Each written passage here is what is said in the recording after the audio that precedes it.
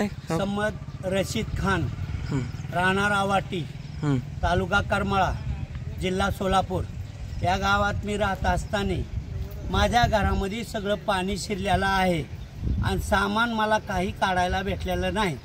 गहू, तांदूळ, ज्वारी आणि माझे कपडे आणि माझी म्हातारी आई ही सगळी आम्ही घरामध्ये होतो। बाहेर निघायच्या एक 10 मिनिटं आधी तर कमरे एवढं पाणी दारापुढे आलं, तुम्हाला काही काढायला भेटलेलं नाही आणि माझे सगळे सामान घरामध्ये आहे।